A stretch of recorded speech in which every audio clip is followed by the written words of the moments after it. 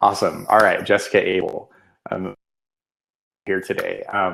For those of you who are watching or perhaps are listening to the audio of this later, if you don't know Jessica Abel, I'm super excited for you because you're about to discover somebody who I think is one of the most interesting people in the Venn diagram of people who are on the internet a lot and people who make art.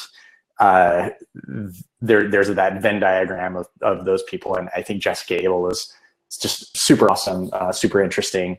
If I'm reading Jessica's formal bio, she is the chair of the illustration program at the Pennsylvania Academy of Fine Arts, both within and without PAFA, the PAFA.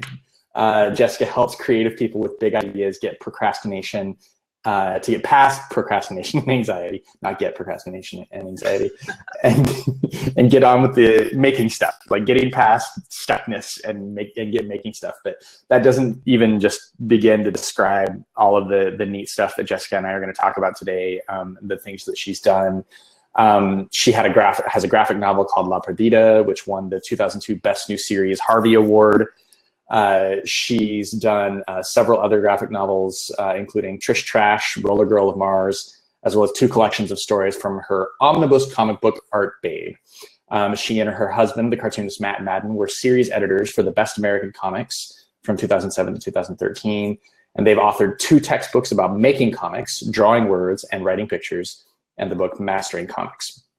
Her book and podcast, Out on the Wire, is about how the best radio producers in the world use story to keep us listening. So in addition to being an illustrator and comic artist, she's a writer and a procrastination stopper. I try. Jessica, say hi to everybody. Thanks for having me. This is really great to be here. Absolutely. I'm excited. You and I have done a couple of things in the past. We've done some webinars together, so our audiences are maybe a little familiar with us. So I'm excited about being able to go deeper today and talk about idea debt and procrastination busting. So I just want to touch on the idea debt piece just to start with. In case people are not familiar with idea debt, I think you're a better person to introduce the idea than I am. Okay.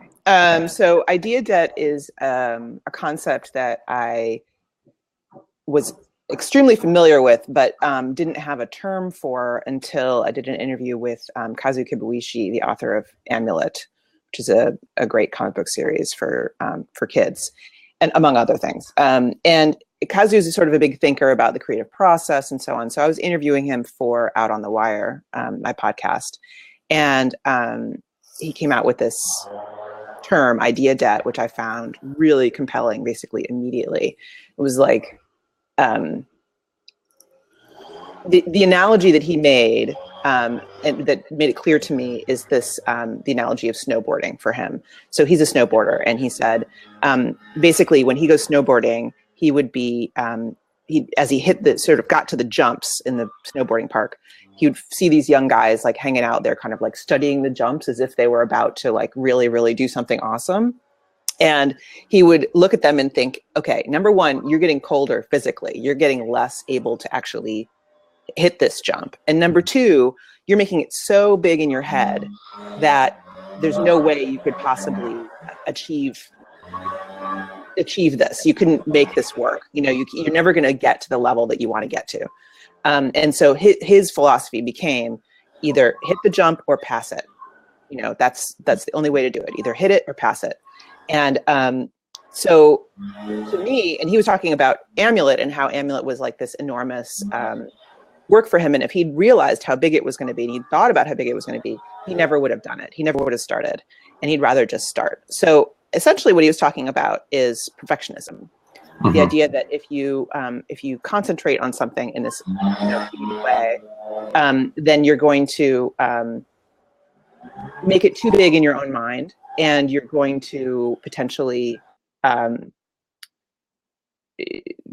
prevent yourself from ever starting because it's just so large and so overwhelming. And so basically you avoid thinking about it. You avoid thinking about the big picture completely.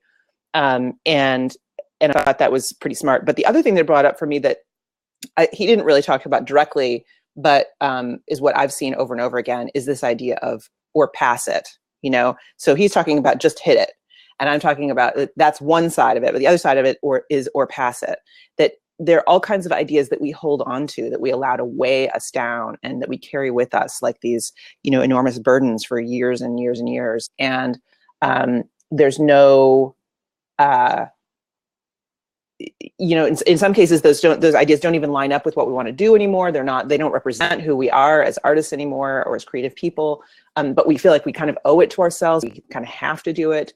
And I think that's, you know, even if you aren't actually working on that at the time, it represents debt. It represents like a burden on your brain that you're sort of thinking you have to do this thing.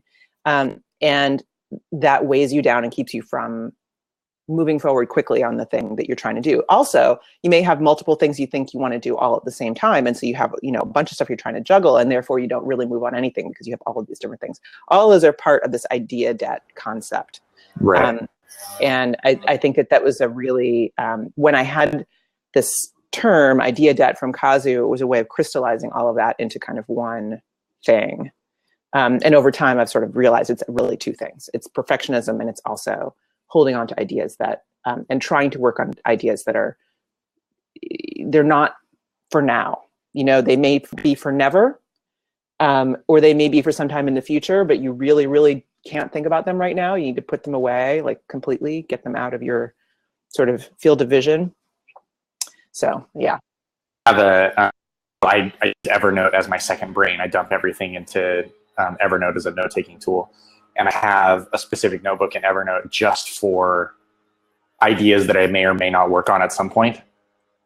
And which is great. But I would warn you that I've had those kinds of ideas, and then I'll actually have to, like, schedule looking through those ideas and going like, should I really put that? And then it's like still taking up your brain. I don't schedule time to work through it, to look at them. They just go there, and then I never see them again. It's fine if you never see them again, but you know, like if you're having a place to keep them so you don't feel anxiety about holding on to them like in a current way.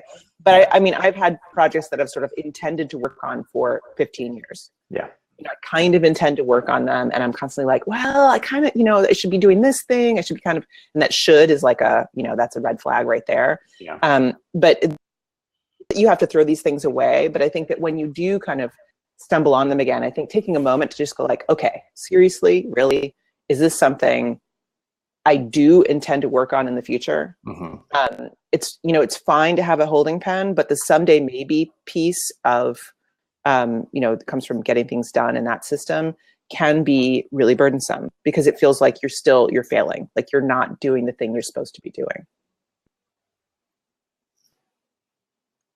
Oh, I think we may have lost the audio. Are No, you still there? Yeah, I can hear you fine. Okay, great. Hey, Thomas, and hey, Janet. Got a couple people from different places saying hi. So just giving a shout out to those of you who are watching live. Hey, guys. Janet says hello from Switzerland. I love that. I love seeing people from all over. So Jessica, give us a little bit. I don't think I've ever asked you, you know, in the various things we've done, tell me a little bit about how you got into making comics and illustrating. Well, illustration was as a result of making comics. I did not start out as an illustrator, and have never been really primarily an illustrator. That's a thing that I've done sort of as like in parallel and sort of a sideline to comics. Mm-hmm. So I got into comics when I was in college. I had been reading them previous to that and just finding them really compelling as an art form. But I didn't start, it never occurred to me to actually try to make comics myself. Or virtually didn't, until I discovered the book Love and Rockets by the Hernandez brothers when I was a freshman in college. And the comics I'd encountered before, they were good, but we're talking mid 80s here, so we did not have the diversity of voices and approaches and all the other things that we have now. I mean, we were just really living in a golden age at the moment. So, you know, really great comics were things like The Dark Knight and Watchmen. Mouse, of course, was amazing and came out in like 85, 86, something like that. And so these things sort of started to broaden the discussion, but really it was like, it wasn't it was still kind of superhero stuff. And then there was Mouse, you know, and I had no interest in making superhero comics. And when I discovered Love and Rockets, it was like this really amazing. So especially the work of Jaime Hernandez, who's one of the two brothers who do this book. Both of them I really loved, but his I really sort of identified with, because it was really about like young punk rockers in LA living their lives, their relationships, the way that they, you know, the sort of the little dramas that happen around, and kind of big dramas that happen around them. It was very quotidian, extremely well drawn and extremely well written. You know, Jaime is still one of the #1 writers and storytellers in comics, I think, today. I mean, he's a master, but he's been a master, you know, he's gotten better, but he's been a master for a really long time. So I discovered that. And then suddenly it was like, oh, this is a thing you can do comics about. And it's gorgeous. And so I want to do that. And you can totally, I mean, my early comics is just like, you know, my interest in that just telegraphs straight through the art style and everything else. But so I started doing, I went to university, regular college, not to art school, and started doing comics basically on my own with sort of student clubs and things, and became editor of a student anthology of comics, and kind of went into mini comics from there. Nice. Yeah, that's awesome. I think everybody I was the editor of a literary magazine when I was in college. I think those experiences of like being able to look at lots of different people's stuff gives you some good perspective. Also, just the functionality of becoming a self-publisher, it was a lot easier to conceptualize doing that, having been the editor, where, you know, I did everything from, you know, getting ads and drawing them and page layout to, you know, selling it in the lobby of the building. You know, I did like everything. Yes. I probably could have asked for more help than I did. That was a lesson I did not learn for a really long time. But anyway, the point is, I knew kind of about functionally, how do you make a book? Functionally, how do you sell, you know, like at the most basic rudimentary level, how do you sell a book? Right. You know, all this kind of stuff. And so when I started self-publishing my comics, it didn't feel hard to do that. Right. I think there's a lot of lessons, a lot of crossover to be had for like the indie self-publishers, the zines and comic artists who've been self-publishing. Like that's been a thing forever before. So before self-publishing became sort of a trendy thing like it is now. Or maybe it's not even trendy anymore. Now it's just a mainstream thing to self-publish. But you know, you and other comic artists have been self-publishing for a long time. What do you think are the things that other people who want to sell whatever their thing is can take away, can learn from those indie publishers and self-publishers? You mean sort of in the early days? Mm-hmm. Okay, so well, what can people take away? I guess a lot of lessons that I now sort of look back and learn, I forgot in the middle. You know, when I started having somebody else publish me, I sort of thought like, I'm done with that. I don't have to do that anymore. And so the thing that I did as a self-publisher was I knew I was responsible for my own success or failure, you know, and part of that was the quality of the work, obviously, and that's the thing everybody focuses on. But part of that also was, you know, I had a list. I had a mailing list. If only I had, you know, actually kept that from like 1992 on, you know, I'd be in an entirely different place right now. But like I had a physical mailing list. I would send out postcards with new, you know, when the new issue came out. There's a whole system of kind of like recommending each other's books that happened in. So it was called plugs, and so you'd have plugs in your book for other books, and other books would have them for you. And that is all pre-internet, so it's like a way of, it's a discovery engine essentially, and you can find now analogs of that, you know, now in the digital age, and sort of partnering up with people and being like in a crew. Like I was like other people, and so I would get interviewed, you know, with this group, or like reviewed, like here are the books by these people. And so there's that kind of thing as well. I mean, I think there's a ton you can take away from it. And we're in a much better position now in terms of being able to achieve much greater reach and publish at a much higher level, much more cheaply and more accessibly, and all those kinds of things like that. Just Kickstarter alone has like revolutionized the comics world in terms of self-publishing. Not to say it's easy, but it's way better than it was in terms of actually having income from this and actually making a go of it. but all that said, I think that the same things apply. You just kind of have to look for the analog digital, crossover essentially. Yeah.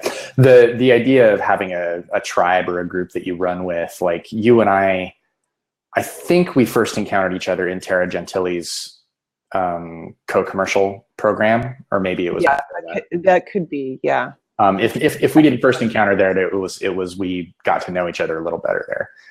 And that's just to plug Tara for a second. Like she has a program called Co-Commercial, which is a membership site for small business owners. And Jessica and I are both members over there, and that's how I first decided to invite her to do a webinar. Or maybe you invited me, I don't remember.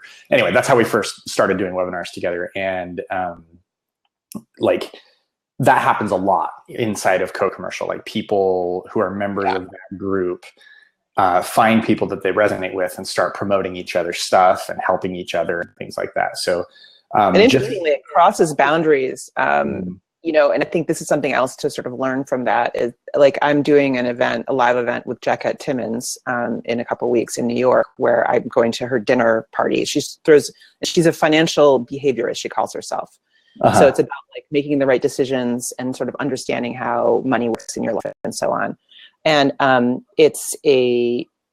so she's in a totally different area. Like you and I, like there's some obvious crossover. Right. Yeah. We talk to the same kind of people. We do kind of slightly different things, but they're very complementary. So there's an obvious match up there. But there's all these other people in that group where, I mean, me and Jacquette, there's no like obvious crossover, but it's still about, for me, everything's about decision making and making these conscious decisions about what you're going to do with your work and how you're going to make it happen.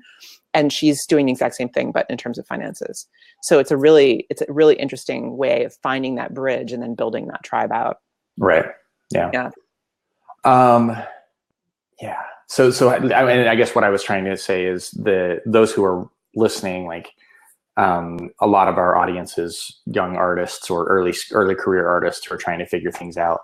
Have a group of people that you can run with and have it not just be your other artists, right? Having it be financial advisors and other entrepreneurs and stuff like that. People who are doing different things than you will not only open your mind business-wise, but will also open you up artistically, because you'll discover things that are outside of your experience as an artist that will inform your work. That's been my experience anyway. I absolutely agree with that. I think that the more richness you have in your network, the more you grow as a person and the more that you can grow your business into different directions and find new ways to kind of make connections. Right. I actually had this thing that I did back in the late 90s where I created the Art Babe Army. So Art Babe was my comic book, my omnibus comic book. And so that was my first mailing list. And again, like if only I'd held on to kept maintaining that throughout from 97 on. Again, we were a very different place, right? So when you build a tribe, I built it several times and let it fall apart. So hold on to it. But we had secret handshakes, and I had a membership card, and there was I made it fun. I made it a fun thing to do. And I still run into people who are they'll do Art Babe Army reporting for duty, this kind of thing. And so I think that it can get overwhelming too. I'm right now this week teaching a little course about marketing essentially to a small group of people. And this is the thing I'm trying to help them understand is this can be fun. This is creative. It is creative work. It's think about how you can, looking for that bridge between me and Jacquette is an act of creativity. Thinking okay, and I talk about decision making. She talks about decision making. That's a Venn diagram. That's an overlap. And looking for that with the people you want to attract as well, I think is really, it's creative and fun. Nice. So how did you go from scrappy, independent comic artist to chair of an illustration program at a university? Well, I wouldn't call POF a university. Not a university, but an art college, small art college. Well, from this direction, the line looks like it's drawn with a ruler. It's directly straight. From the other direction, I mean, no idea, right? Like if you asked me at 22, like, how do I get there? I would have had no idea. Mm-hmm. So basically, I think the early part of the path was fairly clear in that I went from self-publishing, then I won a Xeric grant, which was an important grant for self-publishing in comics that existed up until fairly recently, and they closed it down because Kickstarter had basically taken the place functionally in the market of that. So I won that award, and that was I was, I think, only in the second year or something like that. So it was still like people would like announce it, and there'd be, so it was this kind of big moment for me. And then I went from that to publishing, using that grant money to publish sort of my first formally published solo comic book, which was, the last of my self-published art babes. And then I had been making contacts with Fantagraphics, people at Fantagraphics, which is the publishing company that published Love and Rockets, my favorite comic book, for years. And most of them had been, really interested in what I was doing and supportive. The publisher of Fantagraphics is this guy, Gary Groth. And I had been sending him my mini comics whenever they came out, which is not that often, granted. It was like once a year, twice a year, it was not like a ton of stuff. But like when he saw the Xeric issue, he was like, wow, this is, so great. You want to publish with us? Where have you been? And I'm like, just look through the files on your desk. Like so which is knocking on your door for years, dude. Yeah, exactly. Like your second in command has written articles about me, that's not actually, he's now his second in command, and I don't think it was articles. But anyway, he was really, people at the company were really supportive, but he just hadn't, didn't notice at all, which is to say, stick with it. Like if there's someplace you want to be, like keep going back. The fact that I didn't get any response from him at all did not mean that I was never going to get a response from him. Mm-hmm. And so anyway, he offered me the opportunity to publish with them. And so then I did a series of books that were series of Art Babe individual issues that they published, and then we collected both the self-published and the ones that they did into books at the end of those sort of cycles. And Fantagraphics at the time was kind of and still is, one of the major independent comics publishing houses, and so that affords a certain amount of access and visibility, just a little bit in this little corner of the world. But the people who pay attention to that then, like that, they can be people who are influential in that world. And so basically I went from that. I did my book La Perdida first in individual issues with Fantagraphics, and then did the collection with Pantheon. Mm-hmm. So that was my jump to like mainstream publishing. Mm-hmm. And that basically happened because I ran into my editor at a party, and she knew my books, and she's like, "Oh, can we publish them?" And I was like, "Yes, you can." And so, okay, okay. Yeah, sure, okay. And she, she was interested in the issues that, La Perdida deals with. It's a book about a young woman who moves to Mexico City. Has a Mexican father, but was raised very Anglo. And so, but she has this sort of fantasy version of what Mexico should be like for her, and like how it's going to, make her feel more true to herself and authentic and whatever to be Mexican. But then that puts these blinders on her. And so she misses all of the stuff that's going on around her and ends up getting into very deep trouble. And so all this sort of like stuff about Mexican and American relationships and like class issues and all that other stuff that goes into that book, Anjali Singh, my editor, was really interested in that kind of stuff. And Pantheon was at that time doing regularly, not with her, she did a few, but with a different editor, was doing a number of sort of high profile comics. And so it was sort of the beginning of that mainstream book publisher comics boom. And I was kind of like in there at the beginning because I already had this stuff done at Fantagraphics and was sort of visible there. And then that kind of led to other opportunities so Anjali was the first editor of the Best American Comics, the in-house editor of Best American Comics, at a new job. She had changed over, so she asked me and Matt to do that.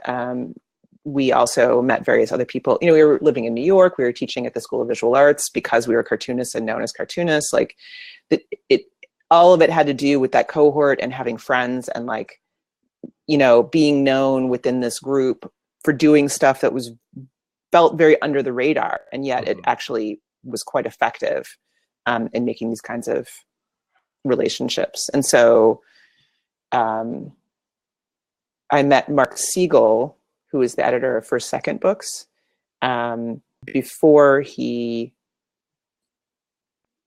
even conceived that idea completely, when he was an art director at, I believe, Simon and Schuster. And I can't even remember exactly what it was. It was because he was interested in French comics, I think, and he was translating stuff, and we wanted to like get the books that he was translating out more visibly or something like that. So we went to meet him in his office, and he sort of cold pitched us this idea for First Second. And so we became like involved in the very sort of early stages of that. And that's why then I published Life Sucks with him. I published Drawing Words and Writing Pictures and Mastering Comics, my textbook about comics, with him. And then all of that body of work meant that, and then I had also done this thing with Ira Glass because of being from Chicago back in '99, this book about how This American Life is Made. It was like a little comic book. And that meant that I could go back to him, and like I could go to big publishers and say like, look, I have this whole track record. And I have this book, Radio and Illustrated Guide. Let's do a new book. Let's do a new book about like what's happening in radio right now. Because this was just the birth of the podcast moment, and especially narrative podcasts as opposed to, interview podcasts. So I don't know, I just kind of rambled on a whole bunch there. But the whole point is that like all of these things kind of come back in circles. The older I get, the more I see how things I did in like the mid 90s come back to roost now, in a good way. Maybe in a bad way too sometimes, but mostly in a good way. And, you have this whole kind of like, my interest in storytelling stems from like having to make stories and thinking about that. But then it's also like working with Ira Glass on Radio and Illustrated Guide was like, oh, there are systems for stories. And then I was trying to write a novel, which I wrote, and it was like a terrible experience. But that was another like intense period of learning about story building and structure and so on. And that led to what I did in Mastering Comics and Drawing Words and Writing Pictures. And that led to Out on the Wire. And that led to, like doing workshops and talks about, so everything, all these threads come through. And I think one of the most important things people can do is try to get some distance on what they do and what they've done in their lives and find those threads, like find those things that tie things together in an unexpected way, where you think you know what your work is about, but do you really? Like it takes a long time to figure out like what you're really interested in and like what you really do. Yeah, that's so like following your interests and following the things that continue to tug at you. I love that. So you mentioned like La Perdida is about this girl that moves to Mexico, but you've lived in Mexico and you've lived in France as well. Yeah. Right? So I wrote La Perdida after I got back from Mexico. It's not about me. It's not it's not memoir at all, but it gave me a lot of information about various kinds of expats who live in Mexico, and also lots of sort of cultural information about what it's like to be in Mexico City, like what it's like to live there. I loved it, and I had a great time there, and there were no major crimes involved in my life. But I did, it gave me this rich experience that I was able to draw on to make this novel. Mm-hmm. So how much time did you spend in Mexico? It was 2 years. 2 years. And how much time in France? 4 years. 4 years. Okay. So you spent substantial amount of time living overseas. You mentioned like seeing expats and getting cultural information and stuff. Like how else has it informed your art making to live outside of the country where you grew up? I think that's a really interesting question. And I probably don't know the extent to which it has. But I think that the very first thing that it did for me, and it continues to do for me, is give me an enormous amount of perspective on who I am as a human being and as an artist. Because, and I made this analogy actually in an article that I wrote on my blog, what I feel like is especially when you're an American, when you're part of the dominant culture in the world, especially if you're a white middle-class American like me, you can feel like the culture is like the water we swim in. It is for everybody, but even more so when you are in the dominant culture in the world. You see yourself everywhere.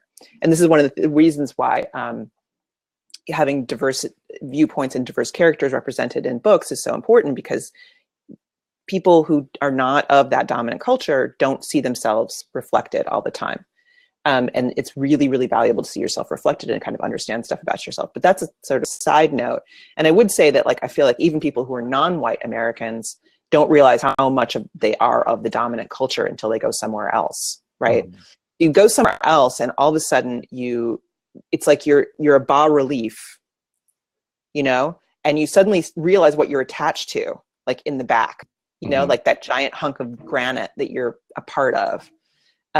It can kind of sense all the way around you, and how those, you start to see how these cultural attitudes and sometimes privileged, sometimes not privileged, but the point is that it's, you know, the things that come from your culture, how they affect your behavior, how they affect your interaction with the world, by contrast with the people who are around you who don't have those same, you know, they have a different bas relief, they have something else behind them. Yeah. And so that, and as an artist, I feel like that understanding is incredibly valuable, especially as a narrative artist when you're trying to write stories about people. Like, you really have to be able to understand how your characters move within their culture and how their culture affects them in order to write them really well, you know, and also to be able to write diverse characters and people who are not of that culture. The only way you can do that is by recognizing what is that culture, you know, what's in it, and so what's out of it, and how do those things interact and have a relationship with each other. And so historically, before I moved abroad, I was already very interested in relationships and the way people are to each other, and how they interact and have these kinds of layers of meaning in the way that they speak or act towards, you know, physically, like, are in space towards each other. That's always been a strong interest of mine. But when I went abroad, I think that interest broadened for me and got more deeper. And I think that there's kind of a turning point with La Perdida, and that book and books after that.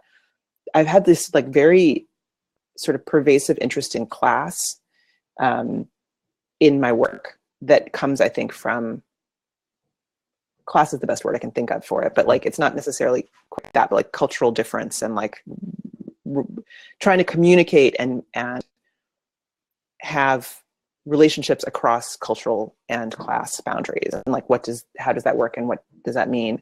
And if I talk about that, like, in a book review, you know, like book blurb or something, I would just, like, glaze over and go away. But actually, I find it fascinating, and I think most people probably do in practice, because that's what we're always trying to do in our lives, is cross those sometimes what feel like impassable boundaries with other people.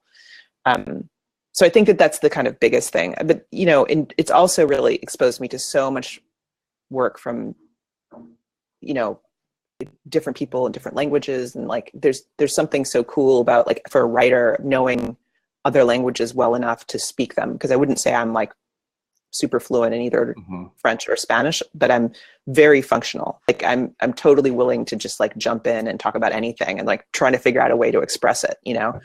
But when you see how other people phrase things and how their language forms their thought process, because the form of the language, the words that are available, the approach to putting thoughts together affects how they think and what they think and what's available to them. And when you see that as a writer, that's like, even though I write only in English, it's a real light bulb moment where you go, oh, well, this is actually happening with us as well. So again, it's perspective, but on a different thing. You know what I find so learning, let me finish my sentences. What I find fascinating when learning other languages, one of the things that I think is super interesting is the way the neutral sounds that people make when they are trying to figure out what to say next. So in English, we say right?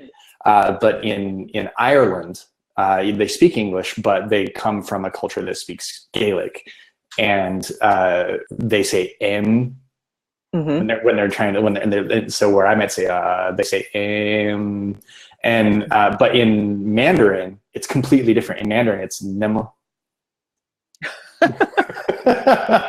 Yeah, in Mexican Spanish they say este, which means like this.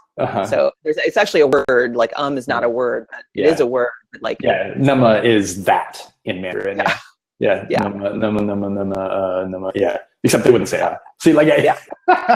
I'm mixing my Mandarin and.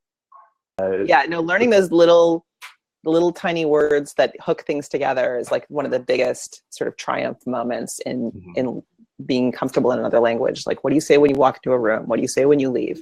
What do you say when somebody says something nice? Or, you know, like, what are all those little things?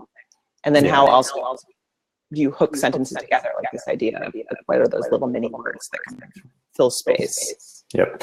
I'm going to Ireland, going back to Ireland in November, partially because I'm going to London for a conference, and that gives me an excuse to be there and go to Ireland. And partially because I'm working on a book, and I want to study Gaelic more intensively. I'm going to try to pick up a little more Gaelic while I'm there, and investigate a couple of Irish fairy tales that I want to incorporate into my book. So I'm super excited about that. And last time I was there, I went to a storytelling night where half of the stories ish were told in Gaelic. And that was super interesting, even though I only understand like phrases and words in Gaelic. It was super interesting to just see the way that their personas changed when they changed languages, right? And then they did a game where one person told a story in Gaelic, and the other person translated the story into English for the audience, and that was super hilarious. But yeah, like I love traveling and seeing the ways that cultures translate. One other story, and then we'll go back to you. But speaking of ways cultures translate, I was at a board game cafe in Chinatown in Paris. And at the board game cafe, they have food and stuff. You can order food. And so I ordered a cookies and cream milkshake and French fries. Which I don't know, like where I grew up in Utah, that is a very common thing to take your French fries and dip it in your shake and eat it. Oh God. I can't imagine what the French would think of that. Apparently that was not a thing for you, but where I grew up in Pleasant Grove, Utah, everybody did it. It was just normal. And so not only were the French disgusted by what we were doing, there were 7 of us playing a game called Seven Wonders. And it wasn't just French people, like because it was an English-speaking board game night, we had 7 people from like 4 different countries, 4 or 5 different countries there. And so I ordered it and started eating, and everybody was immediately grossed out. I feel greater confidence in the human race now. But well, this might depress you. They were all grossed out, and I said, "Don't knock it till you try it." So every single one of them ordered French fries and a shake, and we all sat there and ate French fries and milkshakes and played Seven Wonders. Oh Lord. So I love like those sorts of experiences. They're so incredibly unique and fun. And they inform the way that you make art and the way that you see the world. And I love it. So, next question back for you that I was going to ask you was, so distracted now. I don't know if I can answer something. Dorothea says, yes, that's gross. Fries dipped in milkshakes. That's gross. Oh, well, I'm disgusting. So, talk to me about your work with procrastination. Just tell me a little bit about tell everybody else a little bit about what you do there. Well, I've been working on this idea of creative focus for the last 2 years, essentially. And obviously I've worked on my own creative focus a lot longer than that. And it took me a really long time to get to the point where I could just like get up in the morning and sit down to work, get stuff done, finish, like get projects finished on a schedule.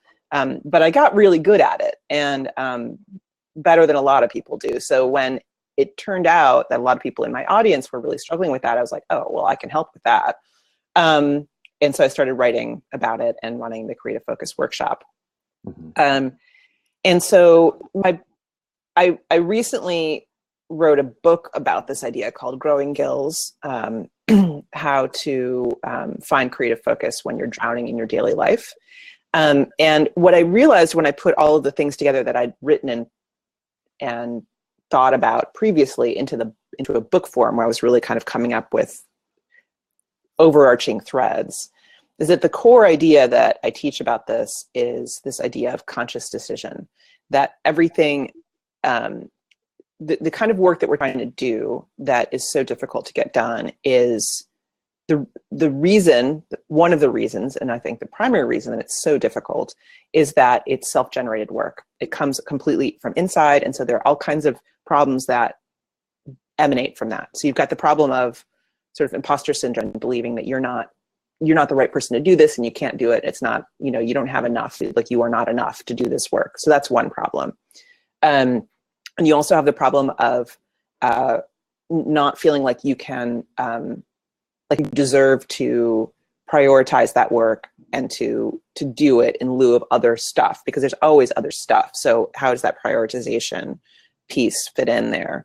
And then there's another problem, which I kind of pinpointed late, really, in thinking about all this stuff, which is this idea of dilemma. And that's where the conscious decision thing really comes into place. So basically, whenever you make the decision to work on something, on some creative project that's self-generated and important to you, there are going to be other things that come up. There are other things that you have to make decisions about, to not do something, to spend money on it, to do, there are all different kinds of things that you're going to have to decide. And mostly we are not aware of any of those things. Like, you're just thinking like, why can't I get my butt in my chair and sit down and write my novel? It's the thing that I want to be doing. And instead you find yourself, folding the laundry, or, answering emails, or anything, really anything. And I think that what it comes down to is, like, you have not actually dealt with those decisions. You think you've decided to write your novel, but you haven't really decided to write your novel. Because you have to also decide not to do this and to take on this particular issue, this problem over here, and say like, okay, well, I know this is going to mean that I've got to, block out 60 minutes and I have to turn off my phone, and that means I'm not going to get notifications, and that means I'm going to feel lonely. And like, knowing that is actually the core issue. Feeling lonely is the core issue. And deciding like, okay, I can feel lonely for an hour. That's okay. I can do that. I will have it back afterwards. It's such a simple thing when you actually do it. And like, when you decide that, you're like, I'm being silly. Like, obviously it's 60 minutes. It's no big deal. And you can make that decision. But if you don't know that it's in there, you can't make the decision. And if you don't make the decision, you're going to be sitting there on your phone on social media instead, right? You're not going to write the novel.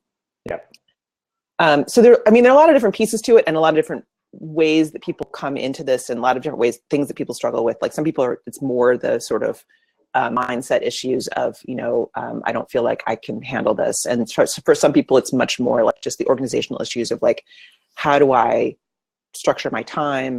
Everybody's got all of those things to some degree. But, I do have people, like students coming into the Creative Focus workshop, and some of them are like, oh, well, I don't have any problem with like making lists and like organization, but I have this other thing. And it's fine, because like they're all, all of those pieces are there for, to different degrees for different people. So this idea we talked about earlier of idea debt is a super important one in getting over procrastination, because one of the ways you procrastinate is by doing work. So productive procrastination, yeah. But it's not productive. It's just procrastination by doing work. So like, I need to, what I really like, the most important thing for me to do is this project. I may not know that because I haven't actually gone through the process of deciding, but let's just pretend we in our godlike powers know that this is the most important thing. But then you end up like doing research on this other project, or doing, like getting out your notebooks for this other project, and sort of, getting all in order and getting ready to do something. Mm-hmm. And because you're flipping back and forth between things all the time, you never make progress on any of them. And so making that decision to have one single solitary creative goal at a time, which is not to say you can't have another one later, is one of the most powerful things I've found for people in getting over procrastination. Like, right. decide consciously you're going to have one thing you're working on. And every time you sit down to work, you're going to work on that one thing. And then you do it, and the doing it requires other kinds of decisions, requires some structure and some support, but it's something anybody can do. It's not superpowers to do this. Like once you kind of start making these decisions super consciously and implementing them, it's achievable by anybody. Everybody's like, oh, I'm so disorganized. I'm an artist. I'm right brain. Ugh, whatever, like the lamest excuse ever. I know. And it's completely not true. First of all, structurally this is not true. You just don't have the tools. You've never learned how to do it.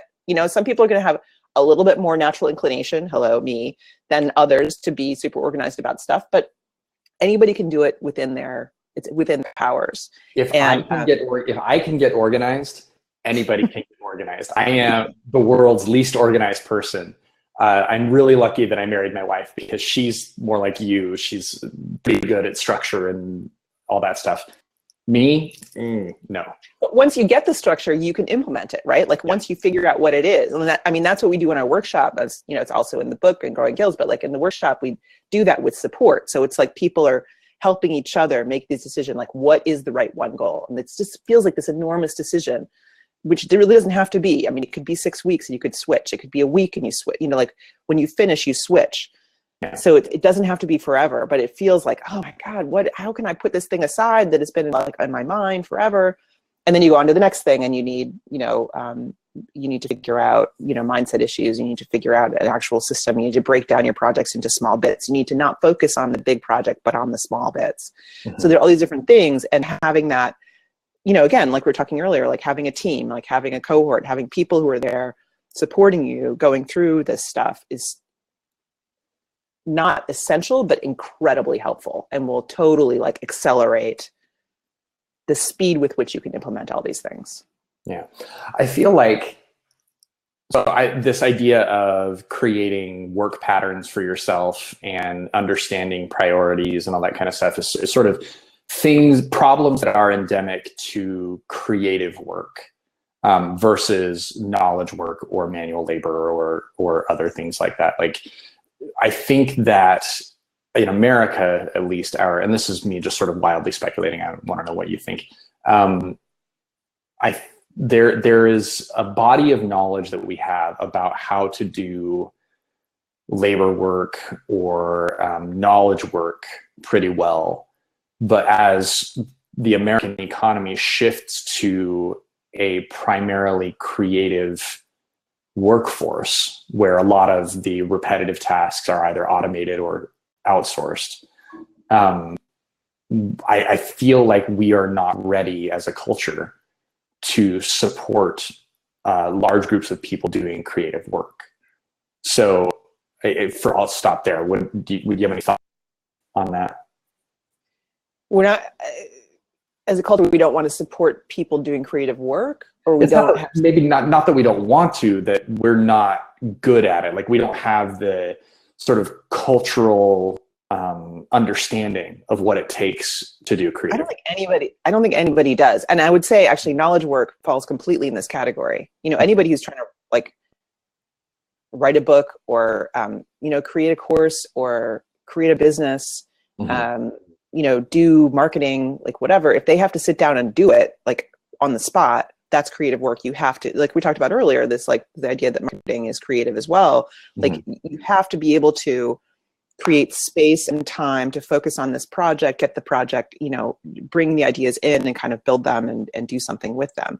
And if you're not doing it in the context of a team where there are all kinds of deadlines set already, you have a boss, hovering over you, waiting for the thing, all of that, you can still procrastinate. It can still be difficult, but if you're doing it on your own, that's when you really are kind of can flail, like much more so. I mean, I know people struggle with procrastination at their day jobs as well, but it's just less of an overall thing because they know they're going to get fired. There's a lot of motivation there. Right. And it's also like they're being paid and they're physically in a place, and so all of these other signs that are like, it's time to do this now. And that's just not the case. So I think really the distinction is, are you doing this on your own or virtually on your own, or is it motivated entirely by you, even if you're doing it with like a small team, if they're, behind you, or are you doing this within a teamwork structure that's fairly organized for you. Right. And those are the kind of two different things. And I think that we're trained throughout our lives, in school and, professional training, all these other things, to work in the latter case, where, the teacher says, this is what's due. You may or may not actually do the assignment ahead of time, but she certainly tells you when you should be working on it. Certainly gives you opportunities to hit milestones earlier. And those who are really successful at school learn how to do that. They learn how to pace out their work, and have these kind of, milestones by the teacher and so on. It's certainly built into, and regardless, you're going to finish it in 3 months because the semester's over. Like you're going to actually, you have to, finish in that sense. And then the second part of that is, when you go to work, you sort of go straight from school into work, and you have that transition directly. But no, there's no training at any point that handles how do you do this without anybody there watching you and without anybody waiting for anything. And I don't know that there's any culture where that does happen. Yeah, I wonder if it's possible for us to create that at the cultural level, or if we just have to find like other creators, other self-motivated creators, and hold each other accountable or something like that. Dorothea LeBlanc says, sometimes I'll flop on the couch to look at Facebook and get stuck for 2 hours. She asks, I think she's asking you, Jessica, is your solution for me to decide consciously to do what I'm doing? Like it's okay to be on Facebook and Instagram for 2 hours? What's the solution to, Yeah, absolutely. Like if that's what your choice is, make it your choice, and then you don't have to feel weird about it. Like, absolutely, that's the solution. I mean, if what you decide is like, no, what I actually would rather be doing is this other thing, whatever the work is, then you decide that. But you're like, okay, and that means I'm not going to be on the couch for 2 hours, on Facebook. Like, that's a sacrifice you need to make. But what you try to do is you make that decision ahead of time, not in the moment. In the moment is too hard. You make it like the day before, the week before, and you say like, this is going to be the time that I do this. You kind of set the table for yourself. And when you sit down, you're ready to eat. So, but when, people need breaks, and like, there's nothing wrong inherently with social media. There's nothing wrong with, I'm absolutely in favor of having fun and like hanging out with your family and friends. And I'm in favor of all that stuff. But when you run into trouble is when you're like spending time, at a family event, and you're thinking the whole time like, God damn it, I should be working on my novel, and when you're working on your novel, you're like, oh my God, all I want to do is go out with my friends, like you have to be where you are, so when you're taking time off, like thing I teach about scheduling is like, you start with your calendar, you start with your time off. Well, you start with time that you already have committed, sleeping, eating, blah, blah, blah. The first thing you put on there in terms of allocating your other time is when you're not working. And get that in there so you have time when you're not working. When, that you're permitted to spend whatever time, permitted by you, by the way, to spend whatever time you want watching Netflix or whatever it is, going out with people. Then you look at what time is left over. And if you need to make compromises about that, you're like, okay, I'm spending too much time hanging out. Then you have to think about like, okay, well, what's my best use of my time here? I like it. I love it. By the way, Helena Kuttner-Glasson says she bought your book and is working her way through it. So awesome. Yeah. I'm really happy to hear that. And Michelle Levon says fries in milkshakes are the best. So I am not the only American. I would eat fries and drink a milkshake at the same time, but I would not put the fries into the milkshake. Just that is the difference and between eat you it. And me. That's all. Jessica, if people want to find out more about you or get your book or follow up with your workshops, where would they go? I have just jessicaabel.com, JESSICAABEL. Excellent. Well, thank you so much for taking the time to join us today. I love your wisdom and the way that you think about ideas and procrastination and art and illustration, and comics. So thank you so much for taking the time to be with us here today. Thanks, Corey. Absolutely. It was a pleasure.